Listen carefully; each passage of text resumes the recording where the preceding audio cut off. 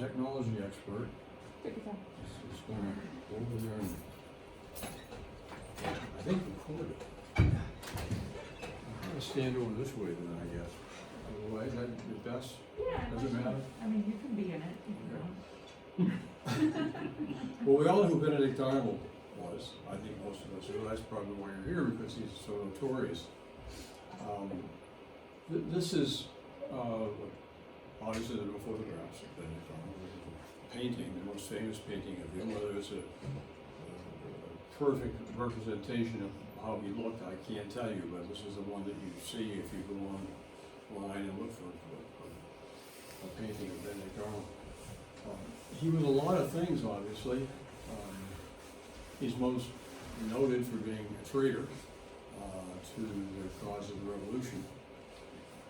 But he was a lot more than that. He was a very complicated man. He was, when the war began, the revolution began, he was a staunch, dyed-in-the-wool patriot. He was probably the best field general that the Army had. He was also a reasonably competent, some said even brilliant strategist. He was one of the few generals on either side who were competent, and he was probably the only one on either side who actually fought from the front, who led his troops in battle on a regular basis. Other than Nathaniel Greene and some of there were a couple of others, but he's most noted for the fact that when he led his troops, he didn't sit 4 or 5 miles behind in a tent. He was in the front lines. So there he is. Click to the next slide. He was born in 1741, Norwich, Connecticut, and this is his house.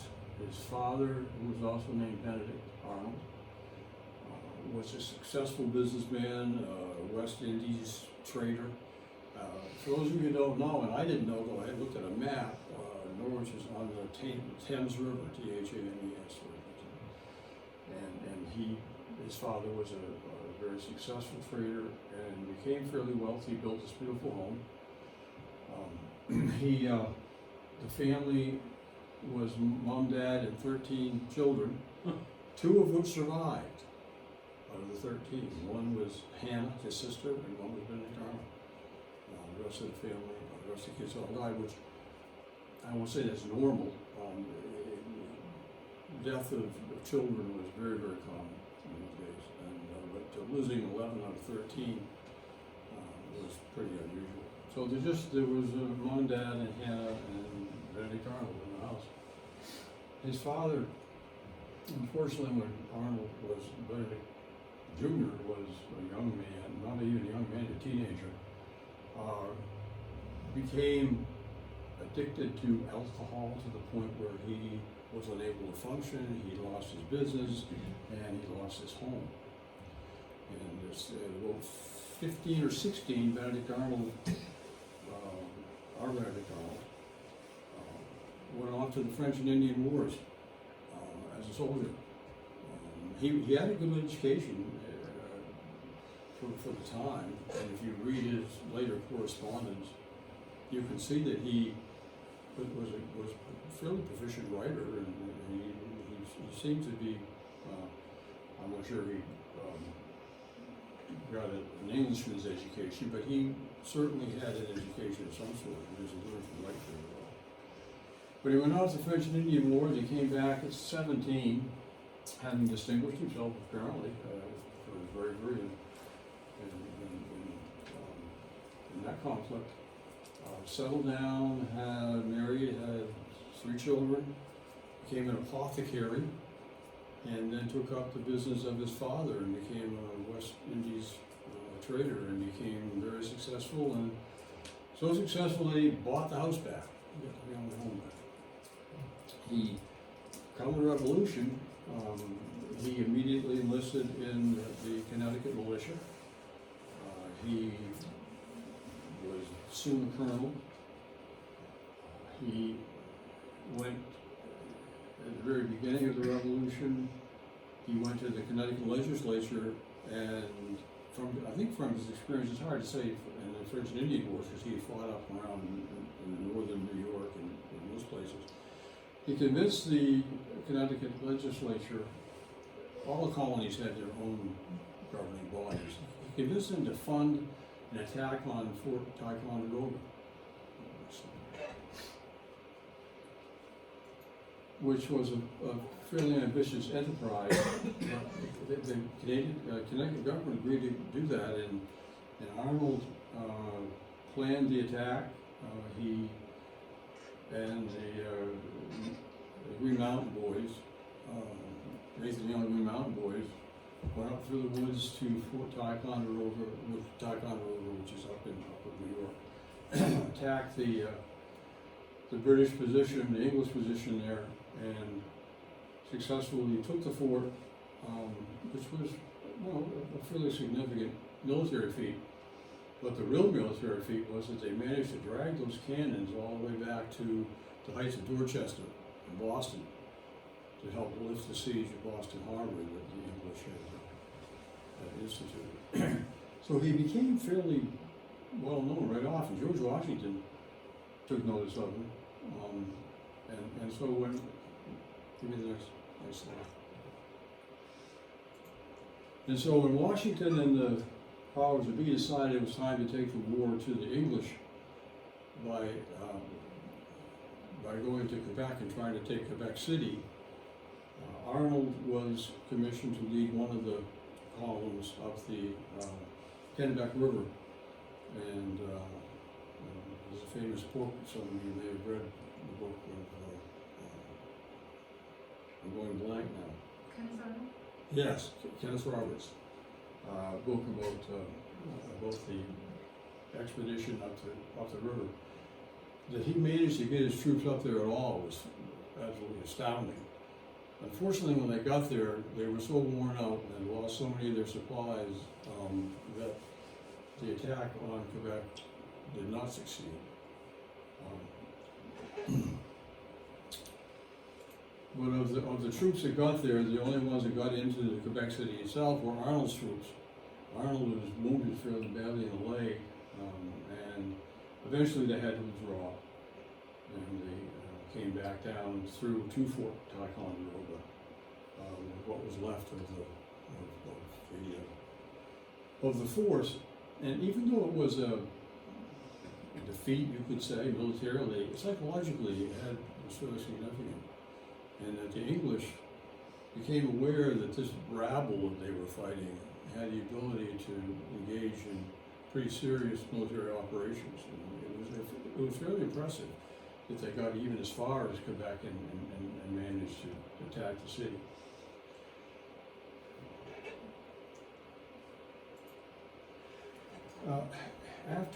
After that, the war kind of settled into this phase where the colonial forces were weak. They really didn't have a lot of financing to buy arms. There were a lot of desertions. It was a tough situation for George Washington and the colonial troops. But the British were also in a situation where they could control the population centers. They held Philadelphia and New York. But as soon as they tried to venture out of any populated area, they found themselves in a guerrilla war, which they were not prepared for, and which they were never ever going to win. I think historians generally agree that it would take a while, but the Americans were eventually going to defeat the British. But at that point, the English felt that they committed themselves, and they were going to stay, and they were going to fight it out, but they weren't getting anywhere. And so they decided that the British generals, Howe, Clinton, and Gage, were largely, well, it's fair to say they were pretty incompetent generals. They weren't very good at what they did. And they weren't very good at planning, and they weren't very good at executing plans because they, as I say, they were so far behind the lines that they didn't know what was going on. But they did come up with a plan that was reasonable and had some chance of at least succeeding in making the colonials real uncomfortable, and that was they decided they'd split the colonies, and they were going to march up the Hudson River, and Burgoyne's troops from Quebec, or up in British North America, the ones that Arnold had fought at Quebec, were going to come down from the northwest, and they were going to join together somewhere around Saratoga. And if they managed to do that, they would cut the colonies in half. The New England colonies would be cut off from the southern colonies, essentially. And that would have made the situation far more difficult for Washington and the American troops. And it probably would have succeeded, actually. It had a good chance of success. The colonial troops were outgunned and outmanned. The British troops were well supplied and did have far more experience than the American troops. But what happened is that Burgoyne marched down from the northwest, down toward Saratoga. Clinton and his troops, who were supposed to meet him there and destroy the colonial army, didn't do it. They just sat in their barracks for some reason. No one could quite explain how they didn't understand what they were supposed to do, but they didn't. So when they got to Saratoga, the colonials had only Burgoyne's army to deal with. Now, that was pretty formidable. They were still outgunned and outmanned, but at least they weren't fighting two fronts. So the Battle of Saratoga was 2 days in October 1777, and the first day it looked pretty bleak for the colonials. The English troops certainly had the upper hand. Most people agree that Arnold was instrumental, not solely responsible, but instrumental in saving the day that first day. And at the end of the first day, the battle was still undecided, although the colonials were on their back heels. The commander-in-chief of the American forces, Gates, after the first day of battle, Arnold went back to the tent where Gates was in command and his command post, and they got into a terrible screaming match at one another. Arnold was frustrated and angry that Gates had not managed the battle carefully, and so Gates finally relieved him of his command, sent him back to his tent, and said, "You're confined to quarters."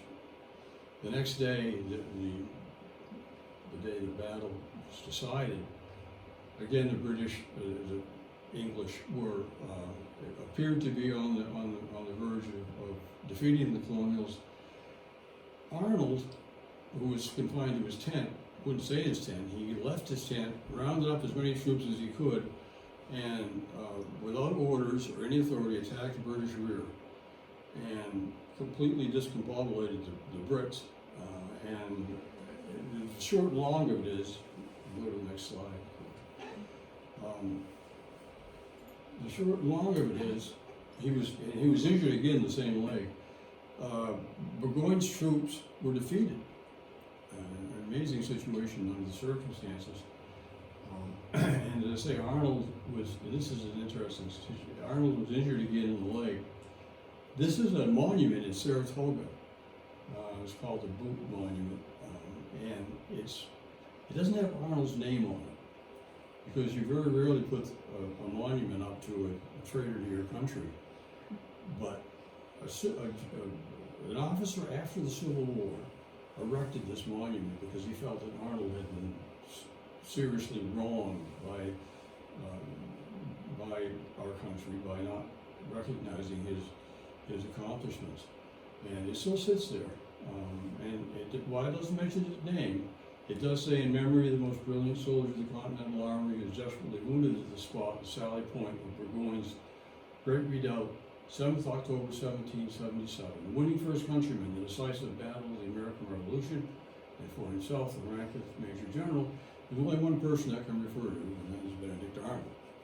So there is a monument to Benedict Arnold, as you know, Saratoga City. The other interesting thing is, it's also been claimed that Arnold is the only general who fought on both sides of the major war. From both sides, which he did. I don't know whether that's true or not.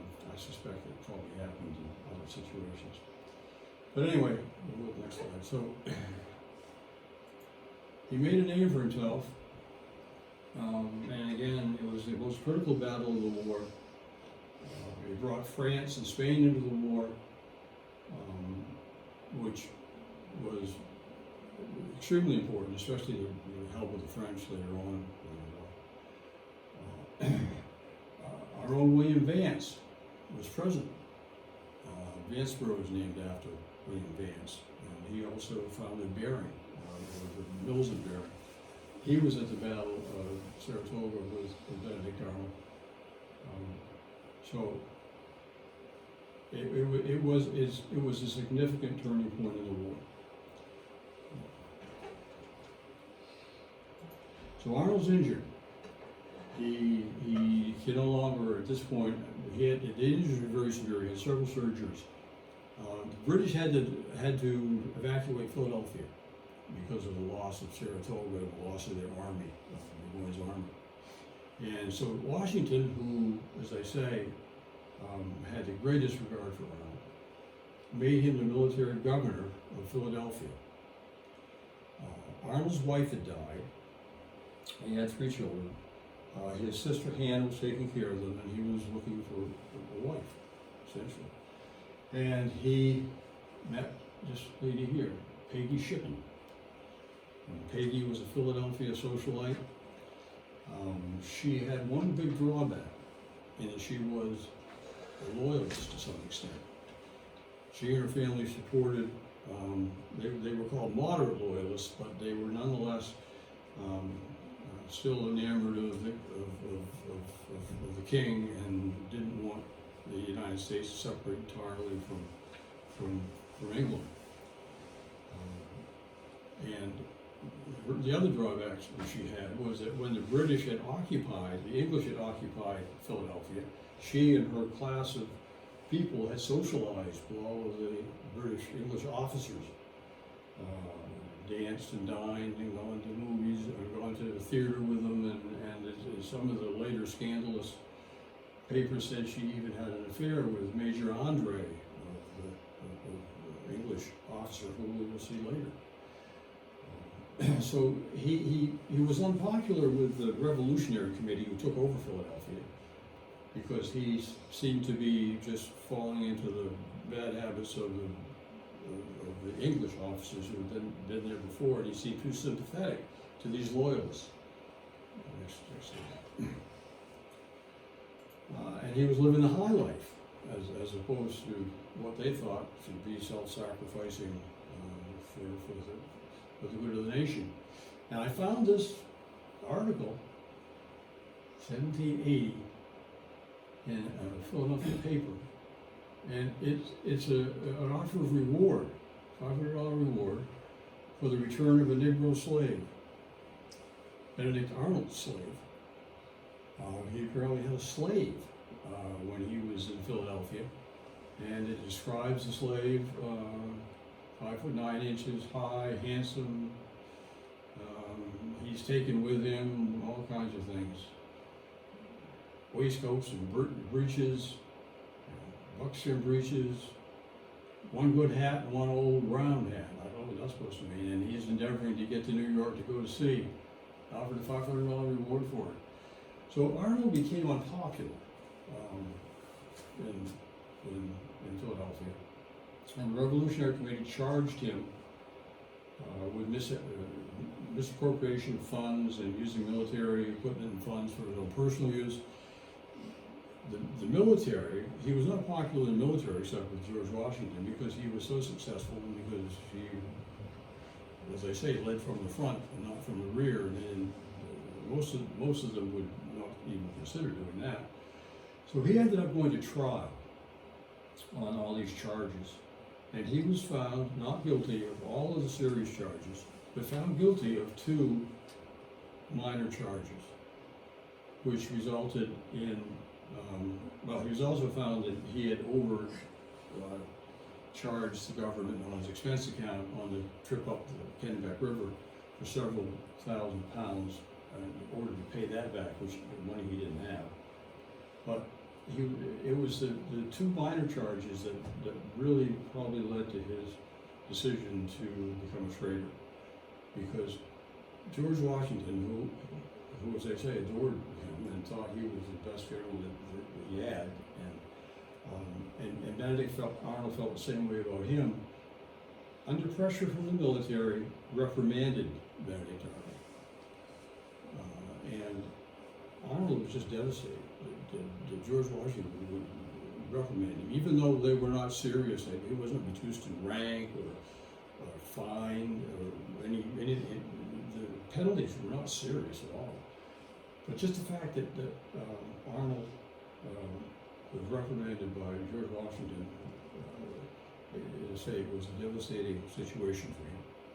And as a result of that, he contacted, through his wife Peggy Shippen and their friends, Major Andre of the English forces, with the suggestion that Arnold knew that he was going to get appointed to be commander of West Point, which was a critical command at the mouth of the Hudson River, suggesting that he might be willing, for a sufficient amount of money, to surrender it to the English.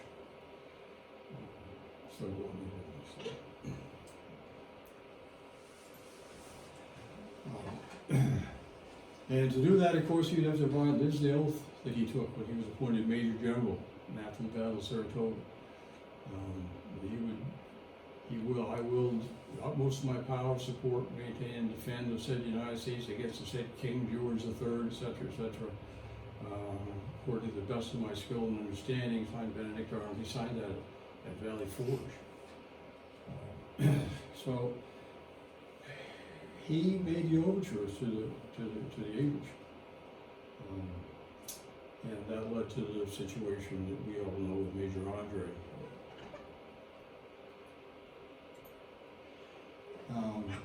Hudson River, the American forces controlled up the river, up to West Point, and the British controlled the bay.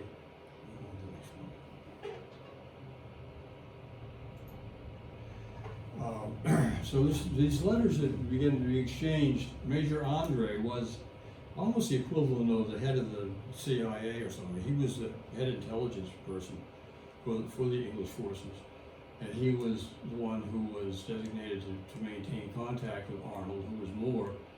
This is a letter that is written in clear English, in which Arnold essentially says for £20,000 he'll turn over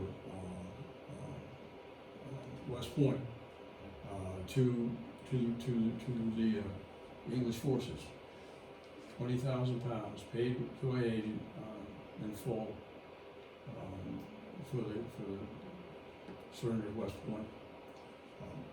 So Arnold, you can go to the next slide. There were a number of communications going back and forth. Here's one in code. You can go on to the next one. The codes are a book and page code. But eventually Arnold, Major Andre, with a pass that he's gotten somehow, goes to West Point, meets with Arnold. They make the final deal, $20,000 for the surrender of West Point. This is a famous drawing in which Benedict Arnold points to his boot, says, "Keep the letters in your boot, just in case." Andre does that and heads back to the English lines. There's no reason to. He has a pass. He has everything in order. It's fairly. In those days, it was fairly easy to get back and forth across the lines if you had the right paperwork. He's stopped by 3 Connecticut militiamen who look him all over and don't like the looks of him, but they really can't find anything. They search him, they can't find anything. So they let him go, but then one of the militiamen, for some reason, has a something in his craw. He says, no, he said, wait, he says, there's something wrong with this guy. And they bring him back and they make him take his boots off. They didn't do that originally. And they find the incriminating letters. And he is arrested. He's hanged almost immediately. Go to the next one.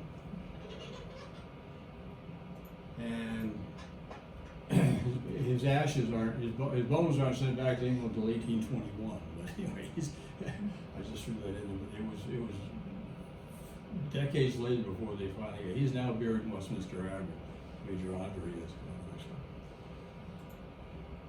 Arnold, however, we'll go on this slide in a minute. Arnold, however, so he's advised that Andre has been taken. And as soon as he hears that news, he hops in a rowboat and somehow gets himself out of Hudson, out the Hudson River to a English ship. It's on the ship and it's taken to New York, which is held by the English. He can't get his wife out because there was no time, or his young child. There's an emotional scene between George Washington and Peggy Shippen, in which Peggy Shippen denies that she had any idea that Benedict was up to this nasty treachery. And he finally lets her go to New York too. And what happens in New York is he's appointed to, he's made a general of the English forces. And he rounds up a bunch of loyalists who he calls American Legionnaires, and to help fight the battle against his former country, the colonials. He only has two significant actions as an English general. One, he goes down to Cornwallis at Yorktown. This is pretty significant, I think. And he meets with Cornwallis to try to give you some advice about the disposition of Cornwallis's forces, and tells Cornwallis that, the French are now in the war, and they're on your coast, and the colonials are in the back country, and your forces are composed in such a way that if you don't move them out of harm's way, they're gonna get surrounded and they're gonna surrender. He tells Cornwallis this. Cornwallis is a total incompetent. He doesn't listen to Arnold, and so Arnold goes back to New York and asks to go to England so that he can discuss the incompetence of the English command with the Parliament over there. But before that, he also leads an expedition to New London, Connecticut, which is very near his hometown in Norwood. And they burn the town, and some people were killed. And probably that action, as much as the attempted surrender of West Point, really aroused American anger. He's actually not only being a traitor, he's killing American men and women in New London. And every year, if you really hate Benedict Arnold, you can go to New London, and they hang you every year down there. And I guess it's quite a celebration. So for those of you who are really angry by this presentation, you get a reservation. You can check it online when it is. They'll be hanging you sometime. So anyway, Arnold's off to England. They put him on a boat, he and Peggy and the kids, and he's off to England. And he's not all that well received in England. He thinks he's going to be a big wheel in the military over there, but the military people really, they don't like him. They detest him because he's a traitor. All right, even though he's a traitor to their benefit, they just can't tolerate him, and they don't want him to have any kind of rank in the English army. And then there's the problem of the $20,000, because he didn't earn the $20,000, right? He didn't turn West Point over to the English. So negotiations go on. They get a little bitter. He's not well liked in society, particularly. Peggy has an audience with the Queen, and she fits right in, but Arnold does not fit in, and so he's unhappy. And one of the people he meets over there is a guy named David Owen. For those of you who know the history of Campobello, the Owen family were granted Campobello for some service to the king. What it was, we don't know. But unfortunately, there were already a group of settlers on Campobello when the king did this, and there was a lot of controversy. And this David Owen, who was a nasty, despicable character, is always causing trouble in Campobello and trying to uproot this community on Wilson's Beach. For those of you who know Campobello, it was on Wilson's Beach where this community was. He wasn't popular on Campobello. In fact, he was pretty much hated down east. But Owen mentions to Arnold, which I'm sure Arnold figured out, and it's important to understand at this point that the war's almost over, and the war does get over very soon after Arnold arrives in England. So we have this England, who is still the greatest power on earth, rules the seas. We have this upstart American nation, United States of America, which is obviously going to be rich and powerful at some point. Everyone understands that. But even though the war's over, the hostility isn't over. And the trade between them just doesn't exist. There are embargoes, there are trade restrictions, there are actual prohibitions on trade. But the people in the United States, this new nation, they want British goods. They're only a decade from being all British, English, and so they want furniture and silver and all of the things that they used to import from England, plus all of the spices and other things that England trades in from all over the world. And the merchants in London and England want to be able to trade with the Americans. And they also, on the other side, the English and the people in English North America desperately need food and other things that they can buy from the United States. How do you do that? Where's the one place in the whole world where there's a place where you can trade back and forth across, illegally, true, but there is an easy way to get it back and forth. That's right here, Passamaquoddy Bay. And so, and Owen owns this Campobello, and so Arnold decides they won't let him in the military, but I know trading, and I know how to, trade with the West Indies and England, and so he makes a decision that he's going to come back, and he's going to settle initially in New Brunswick, with an outpost in Campobello, provided by Mr. Owen, and he's going to be a trader. Smuggler is what it is. They were all smugglers. Everyone who traded was smuggling because it was all illegal, and that's what he does.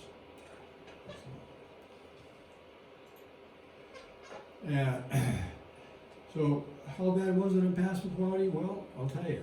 Thomas Jefferson, for one. Here's a quote: "I hope you will spare no pains or expense to bring the rascals of Passamaquoddy to justice." That's Thomas Jefferson. George Leonard, the superintendent of trade and fisheries in what was in Nova Scotia and New Brunswick was all the same, became greatly alarmed by the proceedings in the vicinity of Moose Island, that's Eastport. He described the Americans in the area as a lawless rabble and claimed that the Bay and Islands were the asylum of deserters from the British Army, Navy, criminals, and absconding debtors from New Brunswick and Nova Scotia, and Arnold fit in perfectly. This is where he could again start making some money. From a history, just to give you an idea of what was going on back then. As a matter of fact, it was about this time, just a few years later than this, that the first hanging in the District of Maine occurred down in Castine, and the person hanged was a fellow from Robinson, who was a counterfeiter, involved in smuggling. There wasn't much money around those days, and so if you could, what you did is you took a piece of pewter and you dipped it in silver or gold if you had gold, and then you had a stamp that you stamped on it, And so it looked like a real silver coin or gold coin. And that's what this fellow Robinson was doing, and he eventually got caught and hanged. But this whole area was nothing, the whole economy of Passamaquoddy Bay was smuggling. That's what it existed on for years. From a short history, so you get an idea. By trading flour, lumber, rum, and so forth on the lines, the line being that imaginary line up Passamaquoddy Bay, because we camp in Bella, Lubeck, North Lubeck, and Eastport. They could import directly to New Brunswick and Nova Scotia and re-export to the West Indies and Britain. Commercial forestry and distilleries were doubtless developed with a mind to circumvent the law. Legal historian Paul Craven sums up the carrying trade as follows: that the chief business of Charlotte County, that's shoreline communities, was illicit trade, and that Governor Carleton failed to put a stop to it. There were too many fog-shrouded inlets, too many inducements, and too great a dependency on American flour and other goods for anything other than a token or symbolic enforcement of the trade laws. It was observed that Arnold bought and sold goods where territories overlapped. He could say that he thought he was in British territory, especially in the fog. It is hard to say. He had a plausible deniability, using the haze to his advantage. And he goes on to say that smuggling was not merely an accident of fortune to Arnold. It interlocked with his attitudes towards government and his ambition to support his large family, which is why he chose to live in a remote spot on the coast of eastern Canada. So Arnold comes across, he leaves his family in St. John. He gets in touch with two of his sons who were still down in Philadelphia, and they come up to join him in St. John. And he arrives in 1787. There's a letter sent by. He initially landed at Halifax, and one of the loyalists at Halifax. The loyalists settled Halifax, St. John, St. Andrews. The loyalists were English subjects who, after the Revolution, decided they did not want to live under this rabble of these Americans. They wanted to be under the rule of the king, and so they moved up the coast back onto British territory. St. John was one of the principal cities, Halifax the largest, and St. Andrews was one of the most important too. So Arnold came initially to St. John, where he lived from, it says 1787 to 1791. I think it was 1786, but that's pretty close. That's the house he lived in.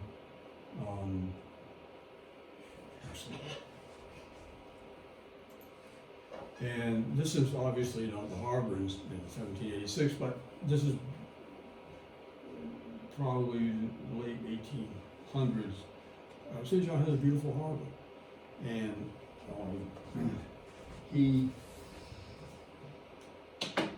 immediately gets himself into trouble with the locals. He is very overbearing. His personality is bordering on nasty. He has money. No one else in St. John had money, because they had to leave with nothing but the shirts on their back. They're all very poor. Trade is done by barter, but Arnold has money, and he starts buying up things. And he commissions the first large ship ever built in St. John. And even at that, he makes himself unwelcome by the local people. And this is from an old history of New Brunswick shipbuilding. And it says the first vessel constructed above the falls was built for Benedict Arnold by Nehemiah Beckwith, the great-grandfather of J. Douglas Hazen Beckwith. Beckwith failed somewhat, a day or two, in his contract for the time of launching, and Benedict Arnold refused to accept the vessel except at a ruinous reduction. Mr. Beckwith had to accept Arnold's terms greatly to his injury. It was a mean advantage. And that was his problem. He was always taking mean advantage of other people in St. John, and they disliked him intensely. in the few years he was there, he was involved in 86 lawsuits in St. John. He was involved in many in Fredericton, and he was involved in dozens in St. Andrews. He sued everybody who didn't pay him, and these people just didn't have, I mean, it was, I'm sure that people said, look, when I get whatever, goods I make, or I'll make something for you, I'll do whatever I can to settle this. He wanted money. He didn't want trade goods or labor. And he became very, very unpopular. So we went out to Fredericton, bought a place up there. One next slide. Beautiful home called Rose Hall. Didn't last long there. He got run out of town, or he got so unpopular up there that he didn't stay. He had a lot of business in St. Andrews. He at St. Andrews a little later on. There was a smuggler, one of the original, maybe the first person to actually build a house in Calais, was a guy named William Swain in the Calais area. And it was right up by what is now the Milltown Bridge. He eventually moved to St. Andrews, and there's a record in the St. Andrews archives over there of William Swain mortgaging his property to Benedict Arnold in St. Andrews. So he had business all over the bay. He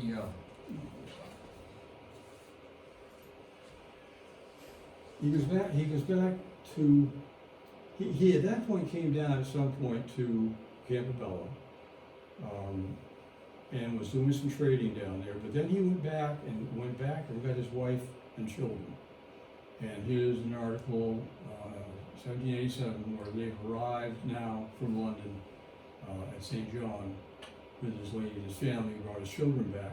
In the year that he was gone, he had fathered another child here by a woman from St. John.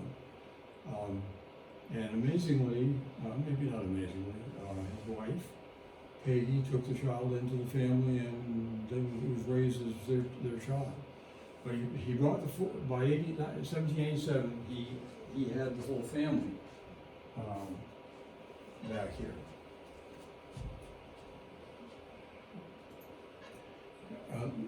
Before I go on, this is another interesting thing that happened. Before he left to go back to get his family, he insured his warehouse in St. John for whatever insured. He insured it. And while he was gone, the warehouse burned to the ground. And so there was suspicion that he had it set on fire while he was gone. And somebody actually accused him in public of that. And he sued, naturally, the person who accused him in public, and they had a trial, and it was pretty clear that he had slandered Benedict Arnold, and the judge had to find this St. John fellow guilty. And he ordered damages, I think it was 1 shilling or something, like a penny or something. That was the damages. That's how popular Benedict Arnold was. But he, at this point, he's trading in Passamaquoddy Bay. He comes down, this is Campobello, there's Eastport, there's Lubeck. These islands out here, Dudley Island, Treat Island, they're also known as Allen's Island, and we'll talk about that later. And this is Snug Cove, where Arnold has somehow acquired a house. I don't think so. And you can see those islands closer up here, and that's Snug Cove. This Snug Cove, that's right, the Roosevelt Cottage and all of that facility is just up the bay from there. But this is where he settles in. And let's get a better picture of it. There's Snug Cove, Roosevelt Cottages and all that, and the park is here. Treats Island, Dudley Island, they were known as Burial Island. We'll get a picture of that later on. But his home is right in here. And The question is, there's been a question of whether he built it or bought it. I mean, it's hard to know. It doesn't seem to me that Owen would have let him build a home there. It must have been something that Owen owned. It's hard to know, but one of the next picture showed the house. Now, that's just a picture of Campbello I threw in there. There's a drawing. I can't even have any idea what that is, but that's what they say Campbello looked like back in the day. There's Friar's Head, for those of you who know Campbello. And if you were standing on the, right there, you could have looked up to see his house and his warehouses, his fish houses. So there's the house that he lived in. And he came down quite often, and he was in the bay quite often. Now, how often Peggy came down with him, we don't know. This is from the Ties Institute collections. I put that up there, reference to them.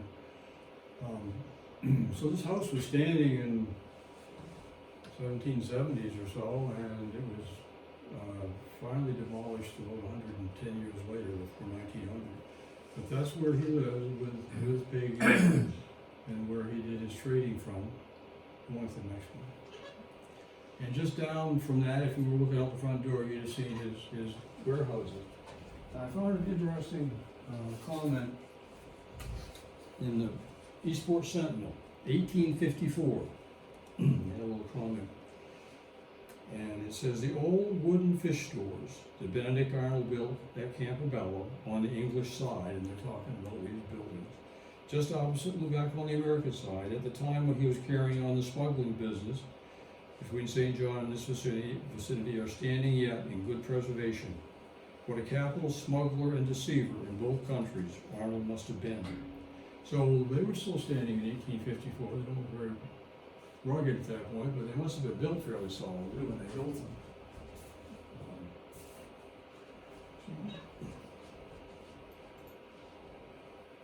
So that was his house, and that was his fish stores. He traded up and down the bay. He traded with the West Indies. There are indications that he will often, the Lord Sheffield was the ship to which he cheated the builder of. He was often in the bay with the Lord Sheffield and trading down as far as the West Indies, and it was a triangular trade from the West Indies to England back to St. John, smuggle stuff back across to the Eastport, Lubec area, and then transported on an American vessel down to Philadelphia, New York, Boston.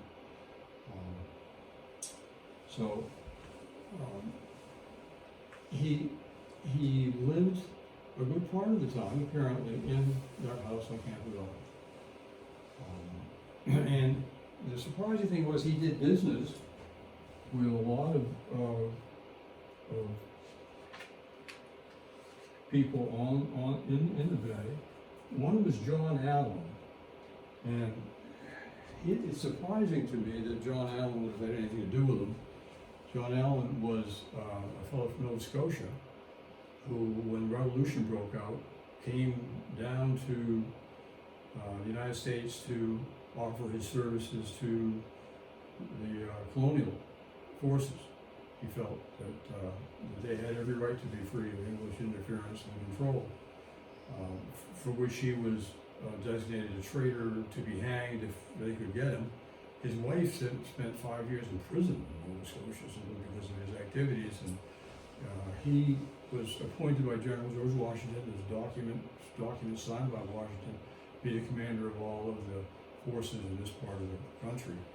He was instrumental in convincing the Passamaquoddy tribe to remain neutral and not join the British forces.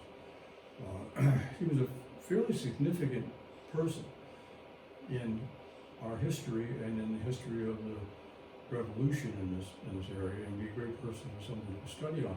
But he had, and we showed the map of Treats Island, if he had walked out the door of his trading post in the morning, he could have waved to Benedict Arnold over in Snug Harbor. That's how close the island was to Campobello and where Benedict Arnold lived. And it's somewhere in Dennisville, there was a ledger of John Allen's trading post, And one of the people he traded with was Benedict Arnold. And his name is written in there for purchasing rum and other things. And not only did he bought these things from Allen, but he apparently didn't pay for them.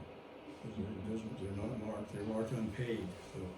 But anyway, he continued to trade on the bay, and he tried to make contact with any number of people that he knew were living over on the American side, who he thought he might be able to get some kind of communications. I don't know why.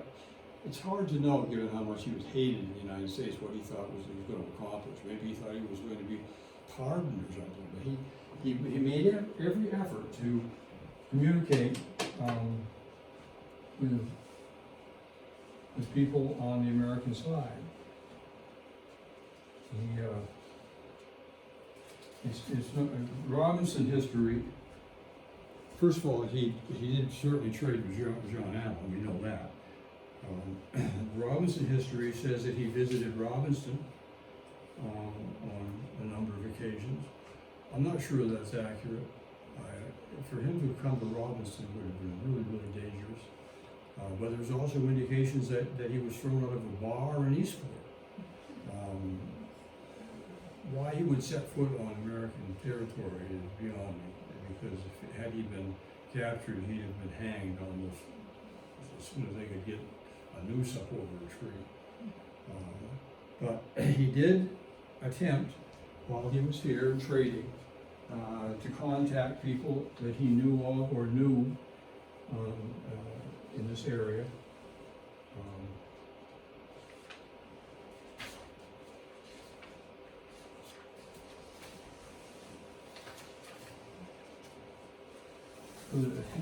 There's an interesting fellow named Colonel Crane. Colonel Crane was one of the Boston Tea Party crowd. He went on the ships with the rest of the Red Indians and threw the tea into the bay. He was a colonel at that time. He became a colonel during the Revolution. It is said in the histories that rather than throw all the tea over, he stuffed his pockets with it. And that, on leaving the ship, he fell into the hold and knocked himself unconscious. And the next day, when he woke up and they found him in the hold, he had all the tea in his pockets. And they got him off the ship, and that tea was donated to some museum in Boston, and you can still see the tea that he had stolen from the ship. I don't know if that's true or not, but that's what the histories say. You can look around the museums in Boston if you want to see if you can find the tea, but apparently that tea is down there somewhere.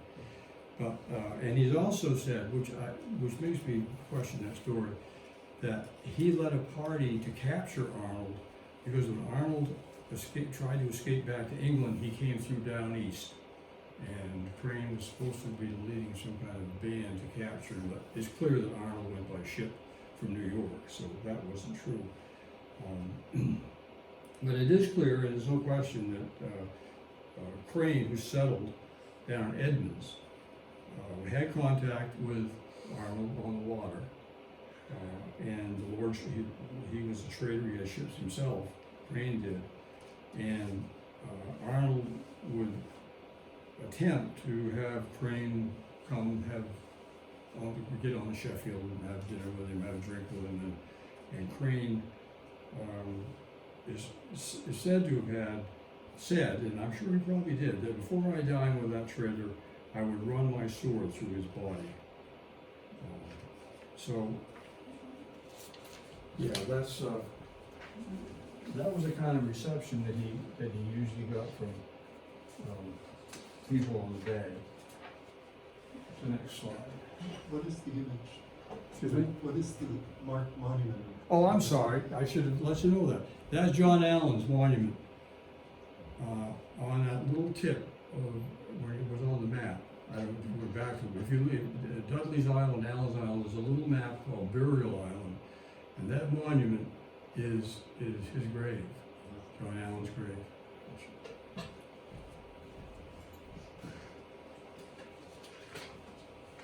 He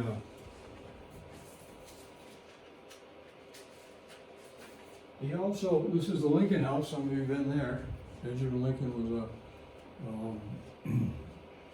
was a general in the war, fought at Saratoga with Benedict Arnold, and then built this beautiful home, which is still there, and some of you have probably been there.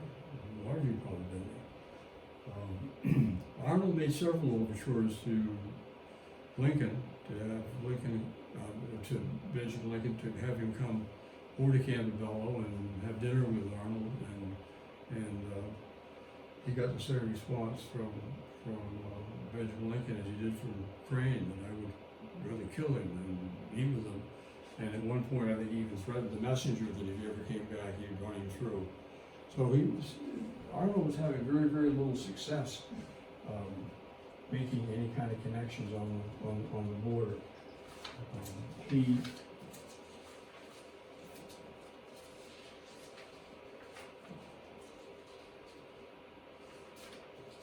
Some of the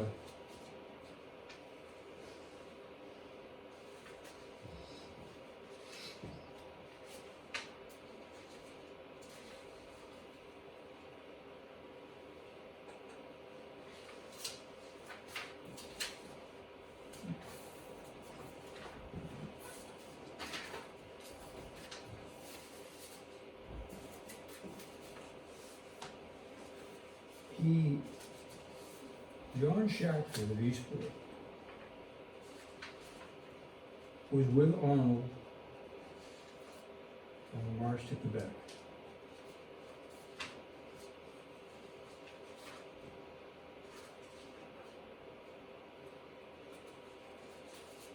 And at one point, it's too bad I can't find that, Arnold needed someone to help load the Sheffield.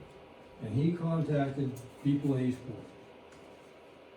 And Shackford was one of the people who went over to Campobello and helped load that ship for Arnold. And he mentions,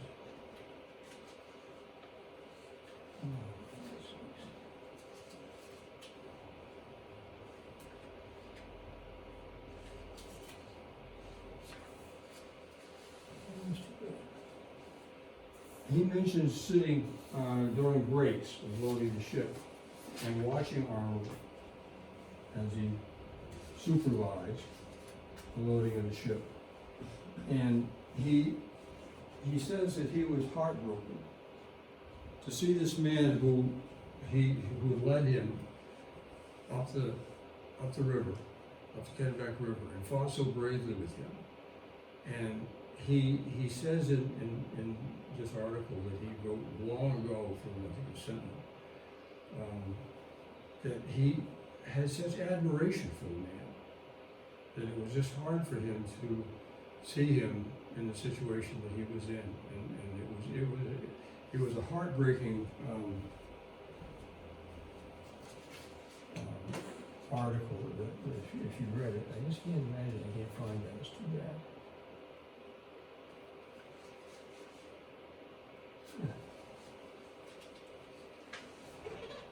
Anyway, so there were people on the bay who had contact with him. Yeah, what's going on here?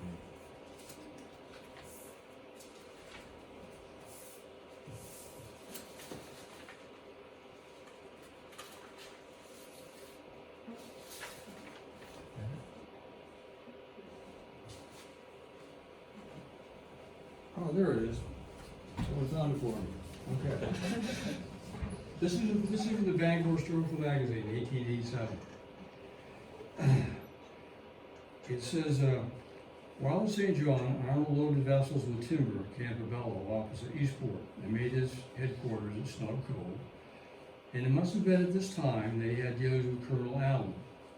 Captain John Shackford, who was one of the original settlers of Eastport, served as a soldier under Arnold in that terrible march through Maine wilderness to the walls of Quebec. And in spite of the want of sympathy which such a staunch patriot would have for such a traitor, always retained a kindly remembrance of him. Once when Arnold was loading a ship at Campobello, he sent to Moose Island, Eastport, for men to help him in the work, and Shackford was among those who went over for that purpose. And he used to relate that when at rest, after his meals, he frequently seated himself on the deck of the ship to watch the movements of his old commander, for whom courage and military skill he still retained admiration. Tears, he said, sometimes came, and I could not help myself. He carried us through everything, and I could not help thinking of him as he was then. It is not remembered that he made himself known to Arnold, who soon after went from the neighborhood, removing himself from St. John to London, dying there in 1801. So, and there are other parts of the history that indicate there were a number of these loyalist troops that Arnold had put together after he became a traitor and formed those regiments in New York, who also knew him locally and from St. John and Campobello. So he did have contact with people, but none of the Americans would have much to do with him, other than John Allen, who traded with him, which is kind of surprising.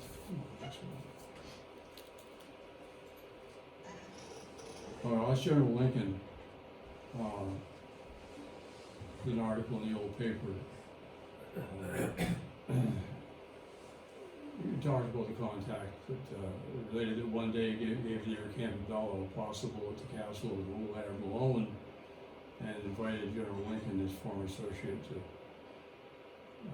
attend, breathing the prayer, "Let us have peace." Lincoln received the card bearer, "We get out, be gone. If you're not away in a minute, I'll set the dogs on you," and snatching down his sword from the wall, "Tell your infamous master that if I come, I will bring this and run it through him." So that's the kind of reception he was getting when he tried to make overtures to people who had served with him, actually, because I say Lincoln was at Saratoga with him.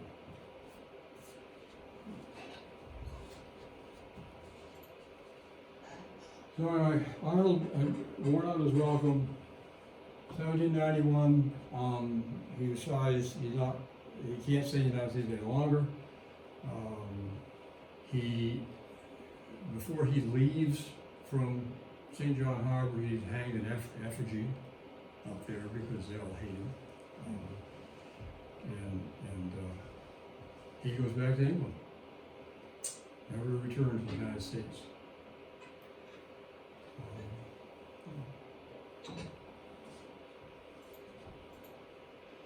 We don't have any pictures of the name ones. This is from a magazine that shows a drawing of he and his wife, Peggy. They were not happy. We'll go on to the next one. He eventually, he goes back to sea. He becomes a privateer at one point, overtaking French vessels in the West Indies and looting them if he possibly can. He didn't do very well at that, apparently. That was acceptable behavior because the English hated the French, and so they were quite happy to have him loot the French. But there's a letter from Peggy to a friend saying that he's been at it for a couple of years and has not done well, and his health is bad. And in fact, he dies in 1801 in England. His wife Peggy dies not much longer after that. She died at 41.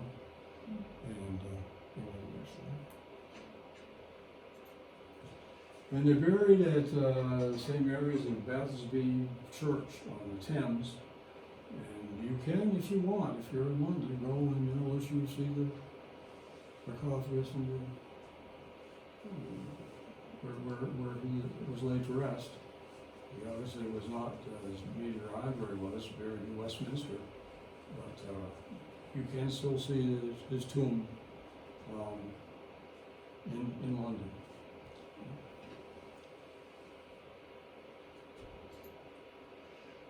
And every once in a while, over the years, there'd be a revival of interest in Benedict Arnold, and the newspapers would have articles about Benedict Arnold and his times down east. And so if you happen to have newspapers.com, you can go on and search, and you'll find these occasional revivals. This one was 1900. There were some in the late 1800s.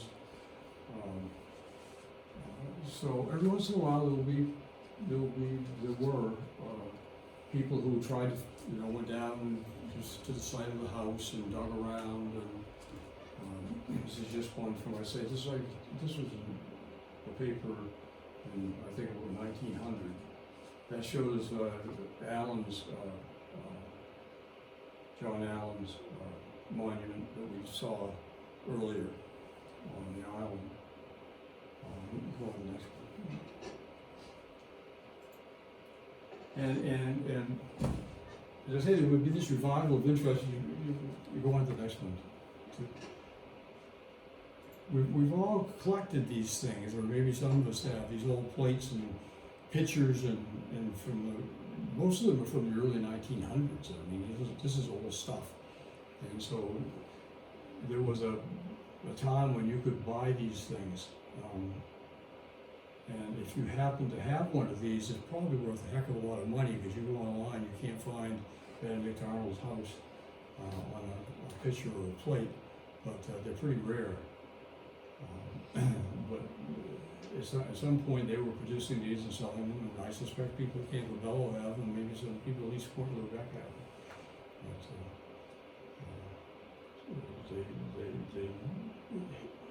But he continues to fascinate, I guess, is what I would say.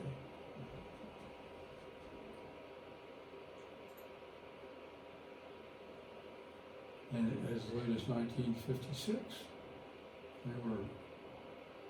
they were producing articles about Benedict Arnold.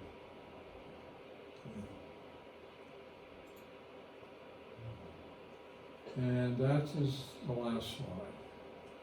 I do want to read one more thing to you, because I think this was done in 1909, and there were similar in the late 1800s. There were a lot of things in the papers about it, but this really summarizes Arnold's life and times down east. This is 1909. It was in a lot of newspapers around the country. And somebody went down to the house and to try to dig around and find the foundation and find any other evidence of Arnold's occupation of it. And they wrote a nice article about it. And I'll just read it to you. From the main road leading to Friar's Head, we drove into an open field, and a moment later our team drew up in front of an old debris-filled cellar facing the ever-beautiful Passamaquoddy Bay. Pointing down to the mass of brick, mortar, and charred timber, Mr. Merriman, he was their guide, merely remarked, there was the exile home of Benedict Arnold. What a flood of memories and sentences that sentence aroused. The exiled home of Benedict Arnold, one of the greatest military minds and bravest men of the Revolution, here dragged out a miserable existence in sight of the land over which he might have wielded an influence second only to that of Washington, had to remain true to his country instead of turning traitor to his flag. The tale is a pathetic one, even though we may execrate the traitor. The ability and bravery of Arnold would have placed him by the side of the great captains of history, but for this one black blot that will forever stand out as a warning to the ages. His march from Massachusetts through the wilderness of Maine and Canada to Quebec will rank as one of the most marvelous feats of military history. Of an egotistical nature, he fancied that his talents were not sufficiently appreciated, and then people profited by his treachery. He sought this lonely spot to brood over his misfortune and blighted life. Look, I'm sorry. That's an extra page.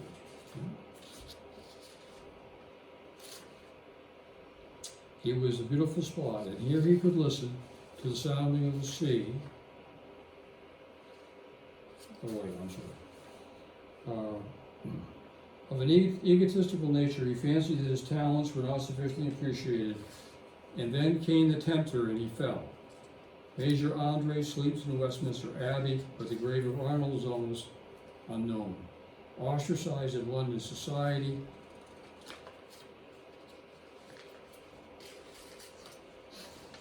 by the people who would have profited by his treachery, he sought this lonely spot to brood over his misfortune and blighted life. Lonely, did we say? No, it was a beautiful spot, and here he could listen to the sounding sea and watch the flag of the new nation flying from the masthead of vessels that sailed to and fro. The sight must have pierced his soul like an arrow to the heart. And we do not wonder that he could not endure the sight for any great length of time. The house in which Arnold lived was a large and somewhat pretentious mansion of the old type. It commanded a full view of Passamaquoddy Bay, while Friar's Head was a few rods away. The Honorable George Pottle tells the writer that he visited the building years ago and was deeply interested in the place and its surroundings. No one can tell whether he built or purchased the house, but certainly it was ample for all his wants. Mr. Pottle speaks of the wine cellar with the old decanters kept just as Arnold left them, and these tell the silent story that he sought to drown his troubles in that cup that inebriates but never cheers. In this connection, the writer once had a curious light thrown upon the character of Arnold. While lecturing in the town of Dennisville a few years since, the landlord of the hotel showed him an old account book of Grandfather Allen, who was a trader on the island of Campobello a century ago. In this book, the name of Benedict Arnold appears many times, and in nearly every instance the charge was for rum and molasses. The still closer inspection revealed the fact that many of these charges had never been settled, thus proving that the man who betrayed his country was not above cheating his grocery man. Just how Arnold passed his time here is difficult to say. Tradition among the islanders says that at one time he kept a small store in one of the front rooms of the house, but that his patronage was very limited. It is well known that the bluff old English Admiral Owen turned the cold shoulder to him in the same manner that the people of England did. Arnold was thus left without a country and without a friend. It is also said that on one occasion a party of bold spirits in Eastport attempted his capture by the kidnapping process. On a dark and stormy night, they rowed across the bay, landing close to the house, and tried to gain admittance. Suspecting something of the kind, Arnold was ready for them and received them with gun and saber, and so determined was his resistance that the would-be captors were obliged to retreat. Had they succeeded in capturing and taking Arnold to America, he would have been court-martialed and shot. And with Napoleon on her back at the time, it is safe to say that England could not have successfully interfered. After living at Campobello House a few years, life became intolerable to him and he removed to St. John. From that time on, the building passed through several hands and was finally burned only 10 or a dozen years ago. The writer succeeded in finding a photograph of the old building and also took a picture of the cellar and the spot as it is today. The cellar is choked with bricks and rubbish, but in one corner can still be, in the well in one corner is still filled with black and stagnant water. Both of these pictures appear in halftone on this page, and we'll have, it's hard to, this is a copy from the article, a melancholy, will be a melancholy interest to all those who are familiar with this most discreditable chapter of our national life. So maybe that tells the story of Benedict Arnold. Maybe, as I say,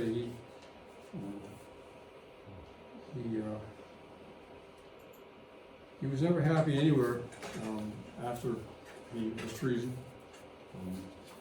He died 1801 in England, and Peggy just a few years later. And as I say, he never fit into the society of it. It's a story, whether it's true or not, and it's in the newspaper, so it must be true. He insulted an English lord, and a duel was fought, and Arnold and the lord separated, and Arnold got the first shot and missed, and the lord just pointed his pistol at Arnold and said, "I'll let the devil have him." So that was the way the people who he benefited from his treason felt about it. But it's hard not to admire some parts of his life. And it's fair to say that had he not fought as he did at Saratoga and defeated Andres, the forces of Burgoyne coming down from France, which brought Spain and France into the war. The war would have gone on a lot longer. Many more people would have died in it. So we owe him a debt of gratitude, at least for the early part of his life. So if there are any questions, I'll try to answer them. I'm not an expert on Benedict Arnold, but just what I read in the papers. I just quoted you earlier. The town I come from is where Peggy Shipman's from. Huh? This is where Peggy Shipman grew up. Okay. Well, she was from Philadelphia. That's Oxford.